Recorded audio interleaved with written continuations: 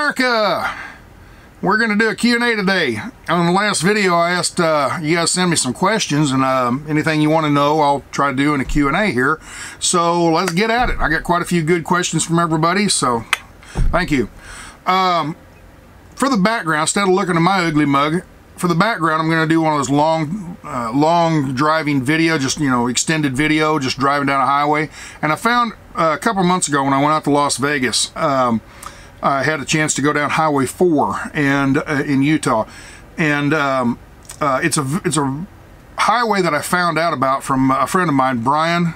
He's got a YouTube channel called Adventure Van Man, and he was out there, I don't know, 6 months ago or something like that. And he come through there, and I'm like, I didn't know that was there. And it's just a little shortcut. It doesn't really cut off maybe a mile or two, but it's, instead of staying the interstate, you get off on this little 2-lane road. So here it is. It's in central Utah, and right where 15 and 10, or 15 and 70 come together. When you're on 70, you can get off at exit 17 and loop around and take Highway 4 over to exit 7, okay?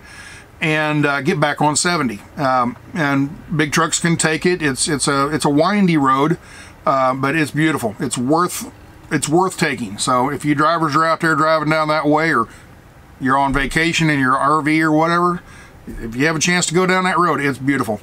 So that's one of them. It's about a 15-minute video, and I don't know how much of that I'm going to use.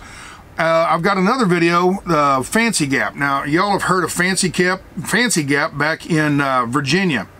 In Virginia, there's on Interstate 77, when you're in Virginia coming south on 77 into North Carolina, when you come over the state line, you look at, actually the state line I think is at the bottom of the hill, but when you're up at the top of the hill and you look off to your left, which is southeast, it's almost like you're in an airplane looking out over this valley, not a valley, it's just rolling hills and mountains of South Carolina. You're in a high area, high mountains going down into the lower mountains. And it's just beautiful. Anyway, that's Interstate 77. And everybody's been up and down it a million times. I've been up and down it a million times. But before they put the interstate in, they had Old Fancy Gap, okay? And so I decided one day I was down in Virginia, or I was down in North Carolina, and I had to go to Virginia and pick up a trailer. And I thought, well, let's take the old route, because I'm bobtail, I can maneuver real easy.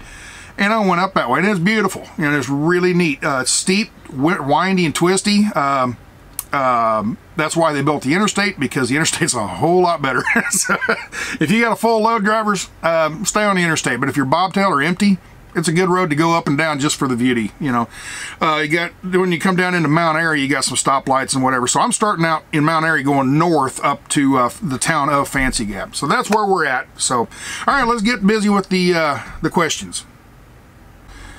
I get all kinds of questions from overseas, actually. A lot of European truck drivers ask me questions. Here's one, Dominator.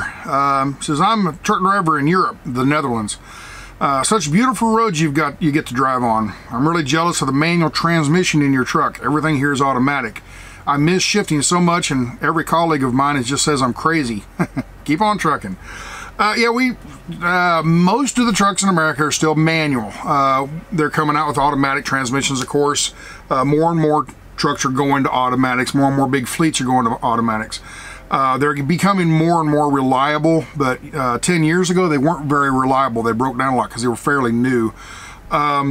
I've got several other videos about the shifting and automatic transmissions and stuff like that, so I won't get into detail or anything. But yeah, I like my manual transmission. But you know, European drivers, they say I'm crazy. Well, you're such old, outdated machinery. No, it's top of the line new machinery. It's just it's not the automatic stuff the Europeans are used to. So I like the manual transmission because, like, if I'm stuck, I can rock back and forth, and I can actually get myself unstuck sometimes. Whereas on automatic, it takes so long to shift from automatic to from forward to reverse to forward to reverse. You can't get that rocking motion. Most people, you know what I'm talking about with like snow or whatever trying to get out. So I like that. And also, it's just, you get used to it. It's not a big issue. I mean, the video I made about the automatic shifting, or the 18-speed shifting, everybody like, oh my gosh, it's so hard. I'm like, really? It's not. Once you get used to it, it's like riding a bicycle. Once you get used to it, it's easy, right? So it was hard to learn, but once you got used to it, I prefer it. Okay. Let's see. Tim McCakes, what do you think of games like Euro Truck Simulator 2 and American Truck Simulator? I have no idea. I've never played those. I've never got into that stuff. My video games are on Xbox and PlayStation, stuff like that. Never done those, so I don't know. What's your favorite stretch of road you've ever traveled? I had to look this one up. I couldn't remember the name of the town, or the name of the highway, but it's out in southern Utah. Probably not the favorite highway, but the prettiest, I should say. There's a town in southern Utah called Escalante.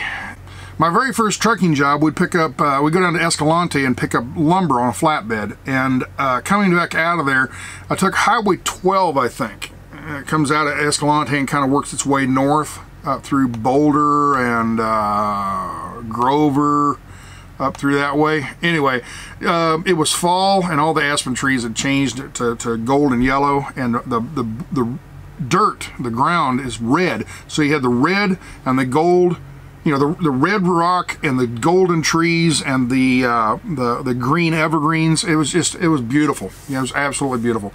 As far as actual driving on the highways, I like Moab, Utah. I really like going through there. Every time I go through there, I get excited, I guess. It's pretty country, real pretty country.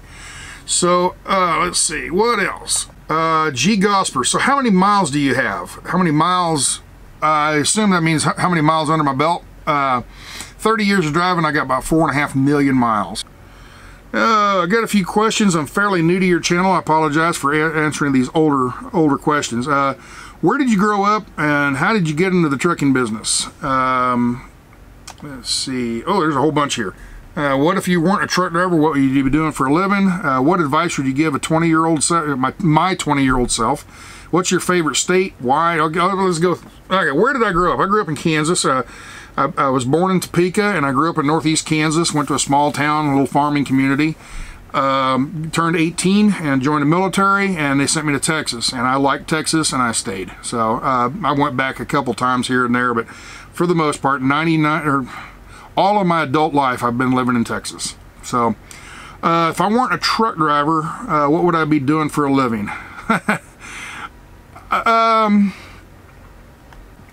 I don't know. I don't know if I had the education to do it or would be able to do the education to do it, but I am fascinated by dentistry. Wow, you weren't expecting that one, were you? Every time I go to the dentist, I am just absolutely fascinated with the stuff that they do in there. I don't know if I could have done that much, college and everything to become a dentist, but I guess when I was a little kid, every kid grows up wondering what would I like, or what are you going to be when you grow up? And I was always fascinated by airplanes.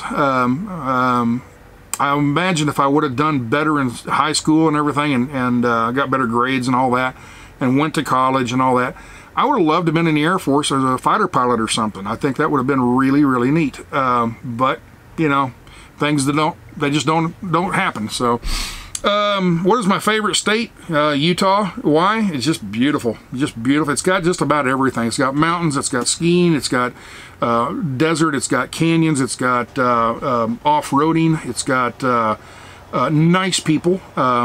You get up around, well,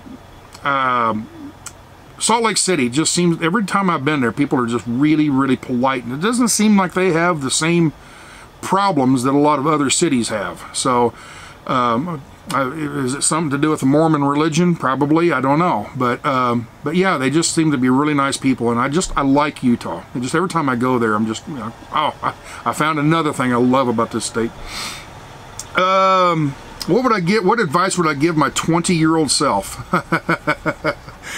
Oh my. Plan for the future a little bit better. Don't be an idiot. I made a bunch of stupid choices when I was young. When I went in the military, for one, not going into the military, but the job that I chose when I went in the military, I was M1 tanker. And if you're, there's not a whole lot of civilian jobs that transfer over from being a tank driver. You know, oh, it's got tracks, so you can do bulldozer. Well, no, because bulldozer is totally different than a tank. It has tracks, but that's about it. So yeah, the job I had when I got out of the military, I'm still just as dumb as I was when I went in. You know, I had no schooling or you know, nothing. I had learned nothing in it that would transfer to a civilian job. So that was a big mistake on my part. Got married way too young, so that was a mistake there.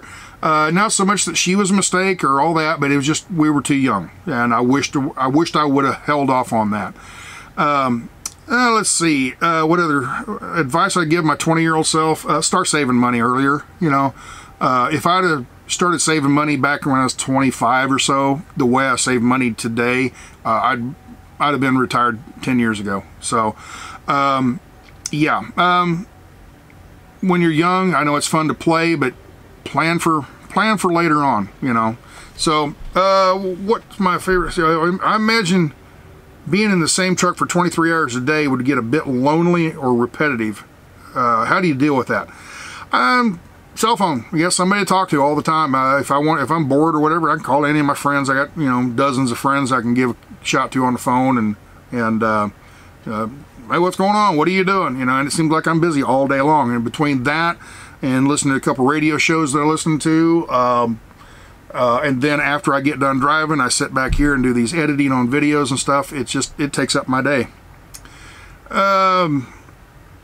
Why are there weigh stations on the side of highways sometimes? Don't the trucks get weighed when they're being loaded?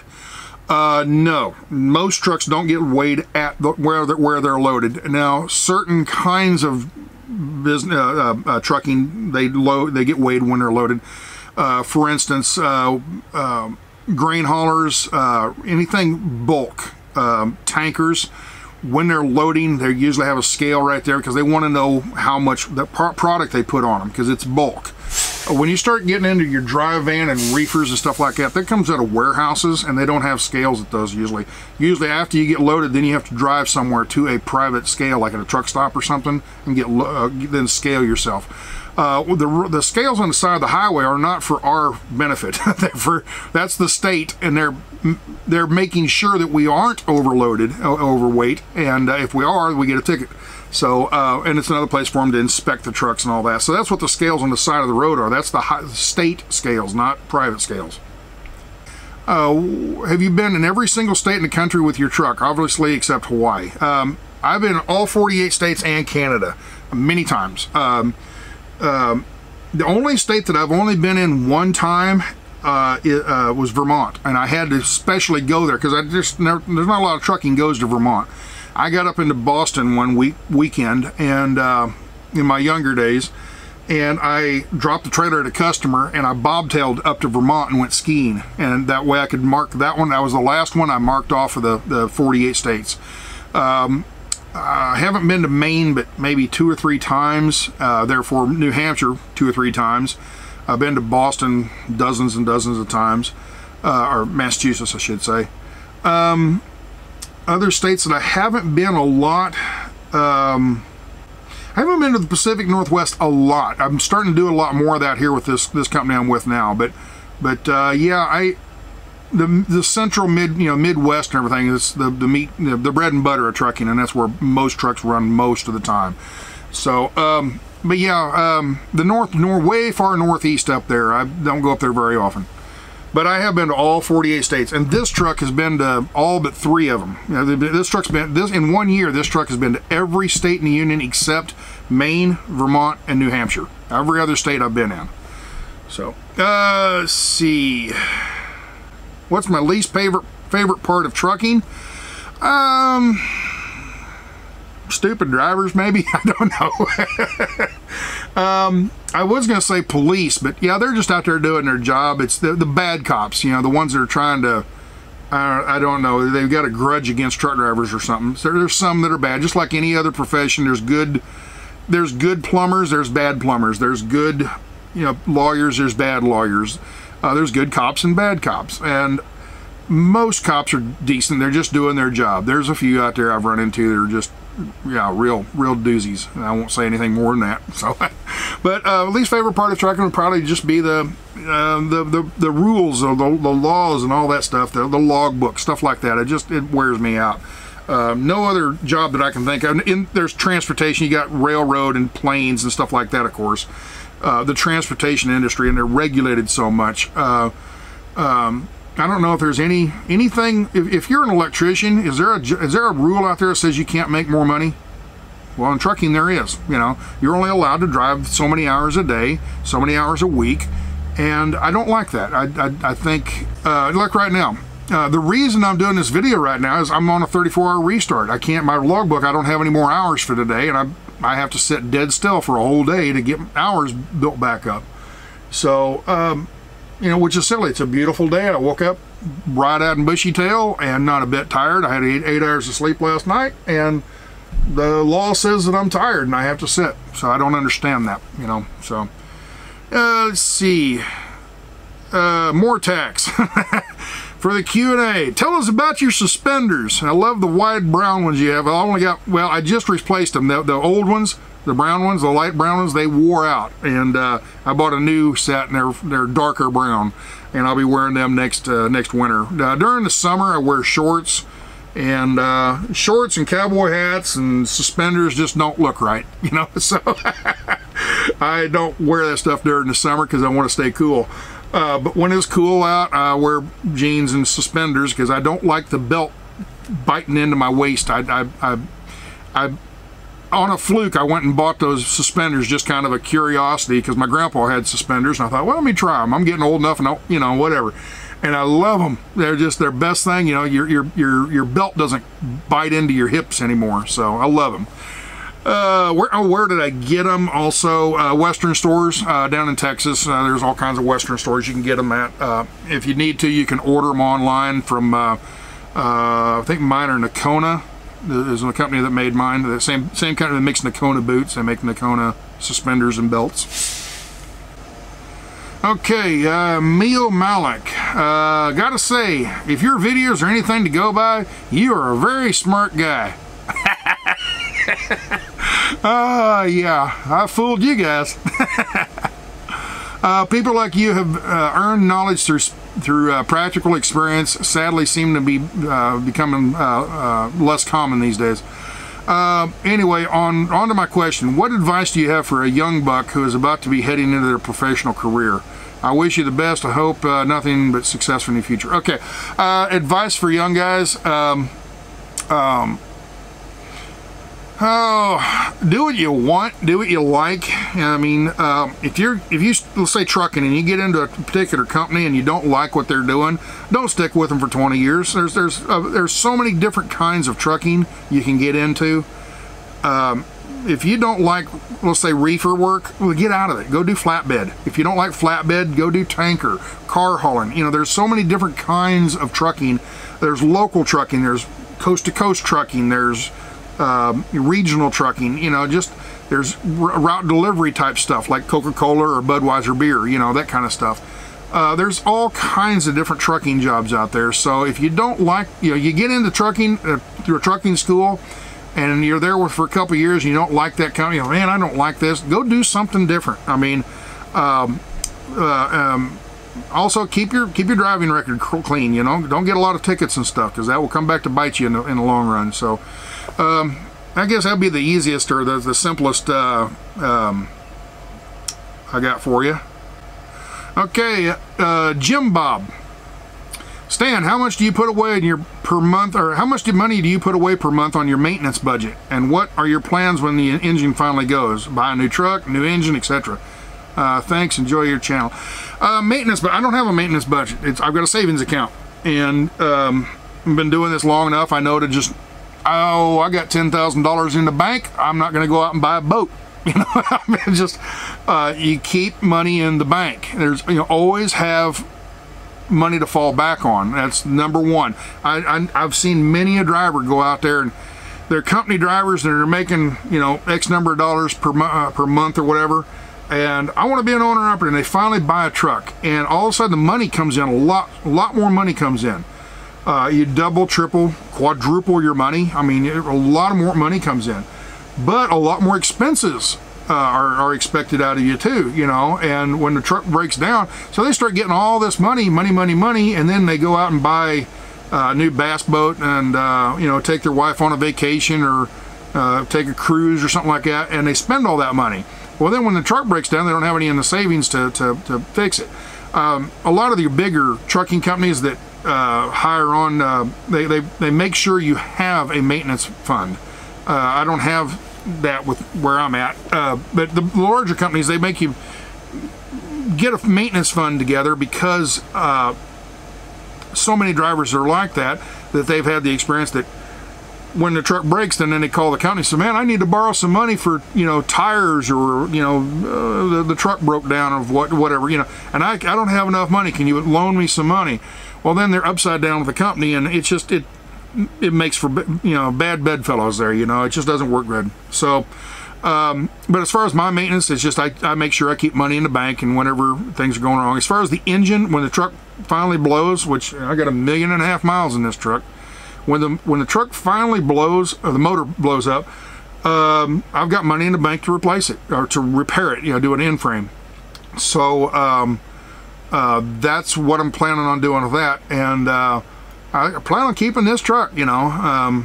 There's been talk with the previous owner wanted to buy the truck back, and I don't think that's going to happen. But, you know, if he ever comes up one day and says, hey, I got money in the bank here, you know, and I want to buy the truck, I'll sell this truck to him, and I'll go buy something different.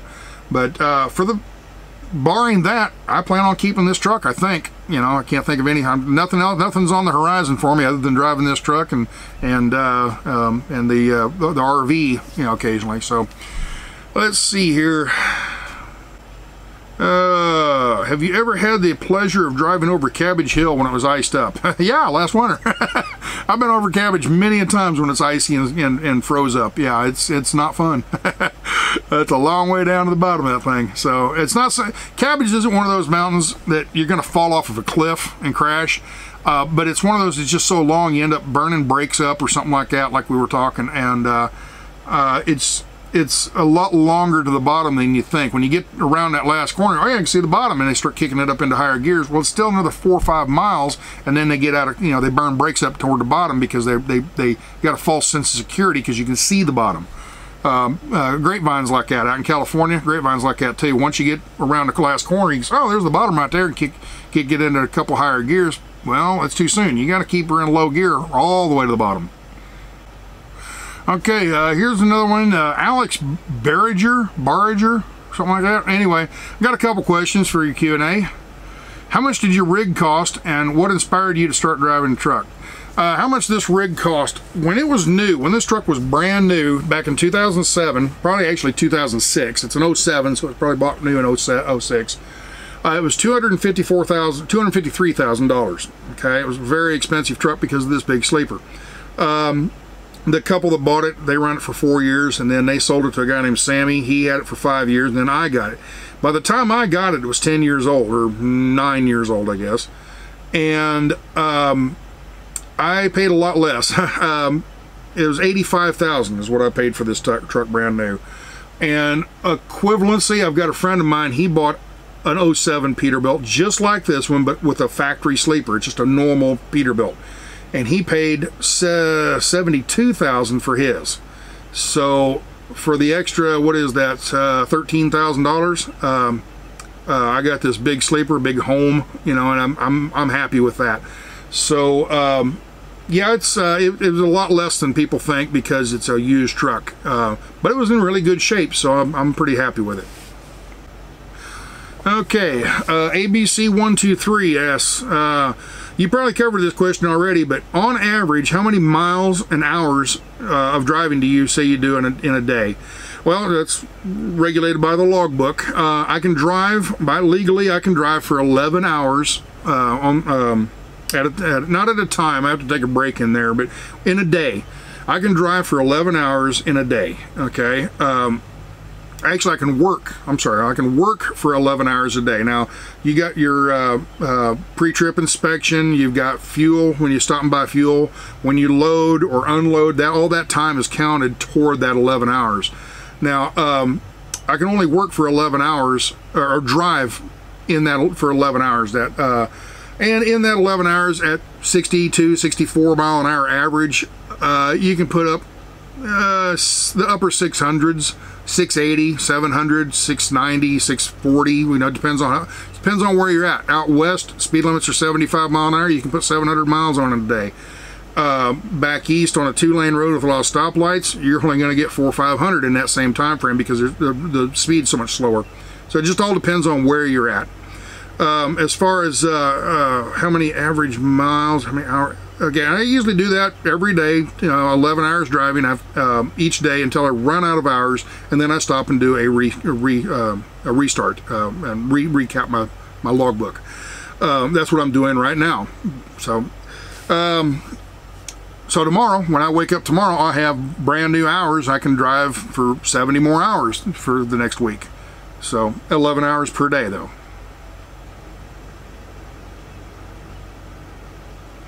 Are you taking your van to the upcoming RTR, and how long will you stay on the road with it? Yeah, I plan on taking the van to the RTR next year instead of the semi. How long will I stay on the road with it?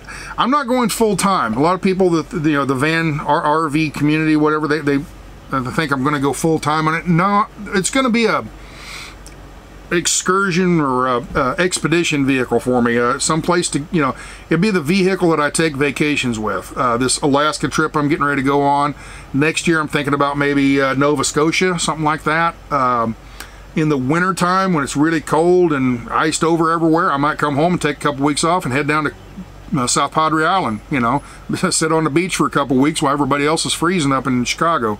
So that's what the van's all about right now. Later on in a few years, I'll sell this semi and I'll reevaluate. Maybe I'll build a different van. Maybe I'll buy an RV. I'm not sure, but the long-term plan is to just become full-time RVer and make a little bit of money on this YouTube channel to pay for things like gas and stuff like that. Let's see here. Phil the Stalker. First time I saw your comment, I thought, oh great, Phil the Stalker. I got a stalker now. Oh great. But actually, you've kind of turned into a really good viewer. A lot of really good comments from you. So keep it up. Let's see. Let's see. Says Sasnak, you have a knack for knowing what people would like to watch and listen to in some videos. When you do cooking videos too. Like I said, you have a knack, Sasnak. Oh, thank you very much. That's the kind of, you know, you make all kinds of really good comments like that. I like that. So, how do I figure out what to video? I don't. I just kind of throw it together. Like I said, it's one of these throw it against the wall and see what sticks, you know. I'm really surprised people like the cooking videos so much, and I need to do more of those, I suppose, but I don't want to turn it into nothing but a trucking cooking, you know, a cooking channel, so I got to kind of keep it mixed up. And a cooking video will be coming. Don't know when, but I like to do those. I got to come up with a new recipe, though. I can't think of anything new to cook. So with that, I think I'm going to wrap it up. I think this has gone pretty long so far, so anyway, thank you much for all the good comments and questions and everything, and thank you for watching. And I don't know, I guess keep her between the lines, keep the shiny side up and the greasy side down.